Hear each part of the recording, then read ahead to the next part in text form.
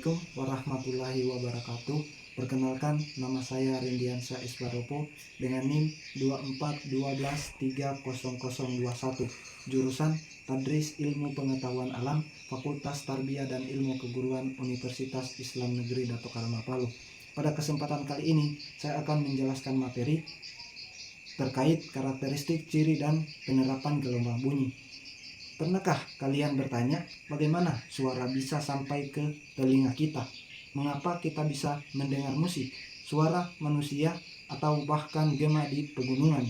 Semua itu berkaitan dengan yang disebut gelombang bunyi. Gelombang bunyi adalah gelombang mekanik yang merambat melalui suatu medium seperti udara, air, atau benda padat.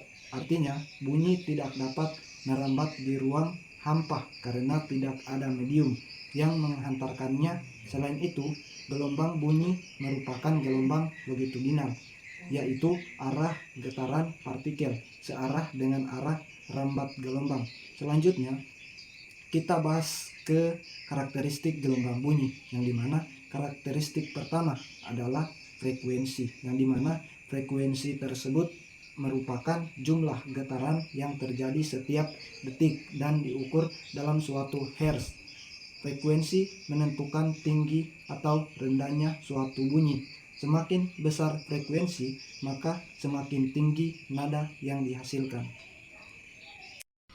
Karakteristik kedua adalah amplitudo. Amplitudo adalah besaran kecilnya simpangan getaran. Amplitudo berpengaruh terhadap kuat atau lemahnya bunyi. Semakin besar amplitudo, maka bunyi akan terdengar semakin keras. Karakteristik berikutnya adalah cara merambat bunyi. Kecepatan rambat bunyi berbeda-beda tergantung mediumnya. Bunyi merambat lebih cepat pada benda padat dibandingkan cair. Dia paling lambat pada gas. Hal tersebut disebabkan karena kerapatan partikel pada medium tersebut.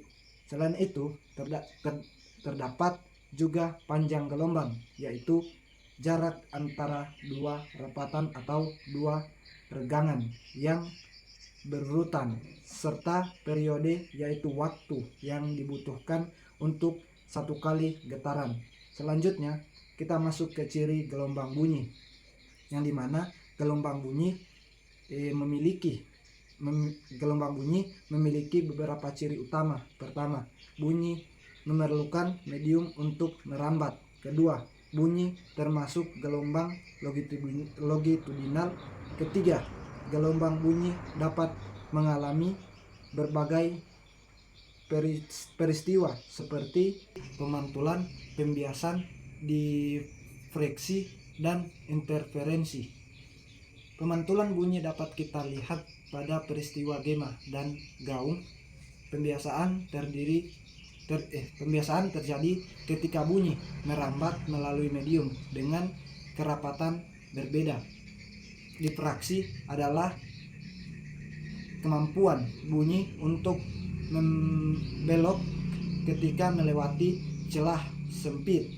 Sedangkan interferensi adalah perpaduan dua gelombang bunyi yang dapat saling menguatkan atau melemahkan.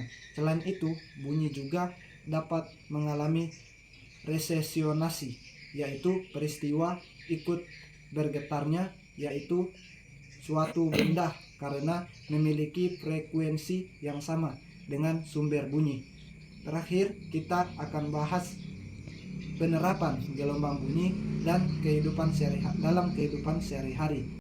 Dalam bidang kesehatan, gelombang bunyi dimanfaatkan dalam teknologi USG atau ultrasonografi untuk melihat kondisi janin dalam kandungan. Sedangkan dalam bidang kelautan digunakan teknologi sonar untuk mengukur kedalaman laut dan mendeteksi benda di dalam air. Dalam bidang industri, gelombang bunyi digunakan untuk mendeteksi keretakan pada logam serta untuk membersihkan benda-benda kecil menggunakan gelombang ultrasonik. Dalam bidang kehidupan sehari-hari, gelombang bunyi sangat dekat dengan kita, seperti pada alat musik,